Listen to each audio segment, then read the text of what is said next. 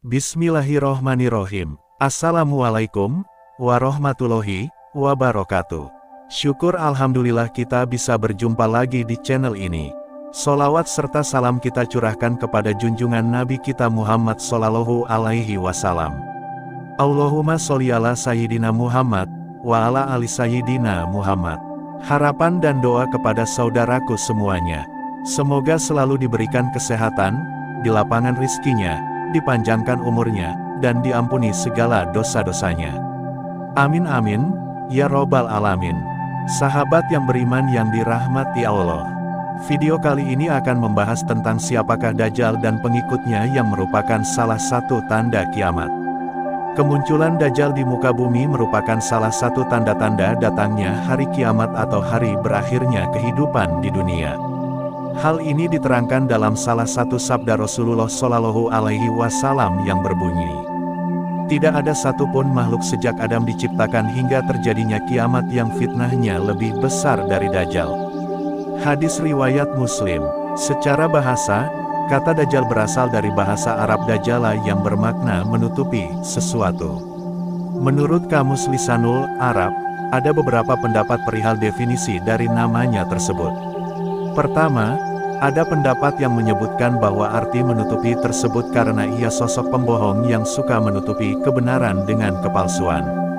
Pendapat lain menyebutkan bahwa karena ia menutupi bumi dengan bilangannya yang besar. Lalu, ada pula yang mengatakan bahwa dirinya menutupi manusia dengan kekafiran.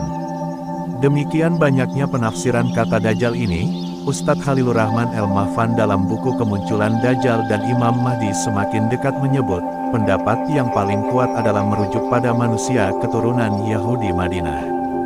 Berikut disampaikan juga ciri fisik dan pengikut Dajjal. Dajjal bahkan disebut telah lahir sejak zaman Nabi Muhammad Sallallahu Alaihi Wasallam. Sebab itulah, ada beberapa sabda Rasulullah Sallallahu Alaihi Wasallam yang mengungkapkan ciri fisik dari Dajjal ini. Disebutkan bahwa Dajjal adalah sosok pemuda yang mempunyai rambut keriting dan memiliki mata yang buta. Ia juga digambarkan sebagai sosok yang kelak akan menjadi pencipta fitnah dan huru-hara di tengah-tengah manusia. Tanpa ada rasa curiga sedikit pun, terutama saat sudah membaur dengan mereka. Rasulullah Shallallahu Alaihi Wasallam bersabda, "Dajjal adalah pemuda yang berambut keriting, matanya buta, sebelah kanan aku cenderung menyerupakannya dengan Abdul Uzza bin Katan. Barang siapa di antara kalian menjumpainya, maka bacakanlah kepadanya permulaan surat Al-Kahfi. Sesungguhnya, Dajjal akan muncul di tempat sepi antara Syam dan Irak. Lalu, dia merusak ke kanan dan ke kiri. Wahai hamba-hamba Allah, teguhkanlah pendirian kalian." Hadis riwayat Muslim. Selain itu, dalam hadis lain disebutkan bahwa salah satu matanya ada yang tertulis huruf hijaiyah kaf, fa, ro, yang membentuk kata kafir. Tidaklah seorang nabi pun diutus selain telah memperingatkan kaumnya terhadap yang buta sebelah lagi pendusta. Ketahuilah bahwasanya Dajjal itu buta sebelah, sedangkan Rabb kalian tidak buta sebelah. Tertulis di antara kedua matanya kafir. Hadis riwayat Bukhari. Dajjal muncul sebagai sosok yang ahli dalam agama dan cerdas dalam ilmu pengetahuan. Sebab itulah, banyak orang yang tertipu dengannya dan menganggap dirinya sebagai Tuhan. Kemunculannya akan dilakukan Dajjal dengan mengembara ke seluruh pelosok dunia agar orang-orang mengakui kekuasaan dan menjadi pengikutnya. Menurut Ustadz Khalilur Rahman El-Mahfan, saat ini Dajjal masih hidup dan tengah dibelenggu dengan rantai yang sangat kuat dan kokoh. Pada masanya nanti, hari kiamat, Dajjal akan lepas dari belenggunya dan mulai merusak bumi secara membabi buta. Sebagai penyebar fitnah terbesar di seluruh muka bumi, Dajjal memiliki sejumlah pengikut dalam beberapa kelompok. Setidaknya ada 6 kelompok besar di muka bumi ini yang nantinya menjadi pengikut Dajjal. Para pengikut Dajjal adalah 1. Yahudi. Ketika Dajjal membuat kerusakan dan menebar fitnah di muka bumi, ada kumpulan manusia pendukung utamanya yakni mereka adalah orang-orang Yahudi. Disebutkan dalam surat Al-Maidah ayat 64, petik 2. Setiap mereka menyalakan api peperangan, Allah memadamkannya. Dan mereka berusaha menimbulkan kerusakan di bumi. Dan Allah tidak menyukai orang-orang yang berbuat kerusakan. Ayat tersebut tengah membicarakan tentang bangsa Yahudi. Suatu bangsa yang digambarkan Allah Subhanahu wa Ta'ala sebagai bangsa yang suka membuat kekacauan di muka bumi dari zaman dahulu hingga sekarang. Selain itu, Rasulullah Shallallahu Alaihi Wasallam juga bersabda, yang mengikuti Dajjal adalah orang Yahudi dari Asbahan Iran, dan jumlahnya ada 70.000 orang dan mereka memakai tilsan, yang menutup pundak dan badan. Hadis riwayat Muslim. 2. Setan dan Jin. Kedua makhluk ini tentunya dengan senang hati menjadi pengikut Dajjal. Mereka akan mencoba membantu Dajjal dalam menghasut manusia dan menghancurkan muka bumi ini. Tidak dapat dibayangkan oleh siapapun bagaimana jadinya bila saat itu tiba. 3. Orang dengan perilaku seks menyimpang. Orang-orang ini sudah disebut telah menjauh dari norma agama yang berlaku.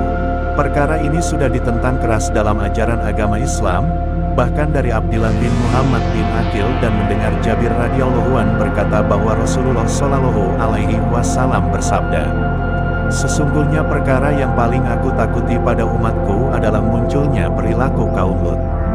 Hadis riwayat Tirmidzi. 4. Orang yang bermaksiat. Umat Nabi Muhammad yang kerap melakukan perbuatan tercela, disebut akan menjadi kelompok orang yang mudah menjadi pengikut Dajjal.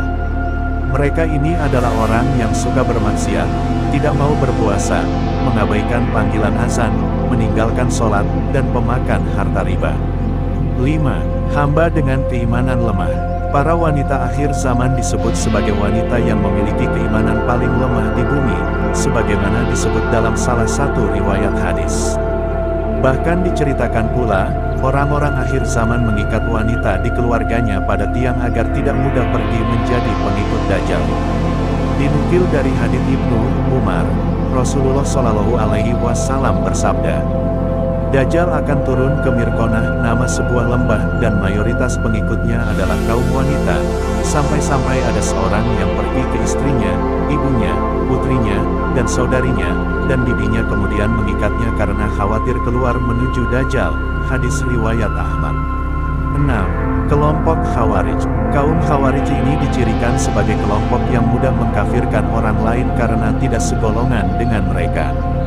Dikutip dari buku Membongkar Ciri Kaum Munafik, Tafsir Surah Al-Jumu'ah dan Al-Munafikun karya Sayyid Ali Khamenei, Syekh Nasir Makarim Syirazi, Syekh Jafar Subhani, kaum Khawarij memang memiliki penilaian sendiri pada Al-Quran. Kaum Khawarij menjadikan ayat Al-Quran keputusan menetapkan sesuatu hanyalah hak Allah Subhanahu wa Ta'ala sebagai slogan. Mereka menafsirkan dengan pendapatnya sendiri kemudian memerangi Ali bin Abi Thalib karena dinilai berseberangan dengan Al-Quran. Kisah kaum Khawarij ini juga disebut kemunculannya pada akhir zaman dalam riwayat hadits berikut.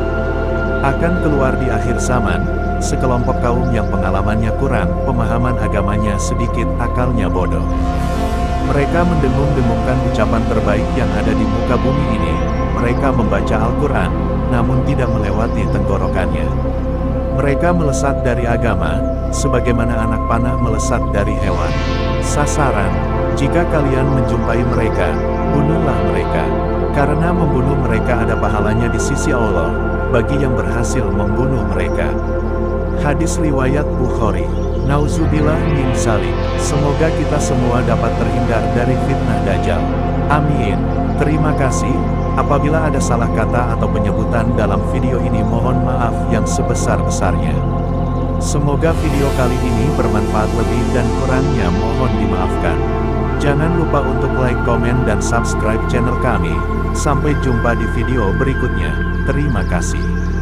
Wassalamualaikum warahmatullahi wabarakatuh.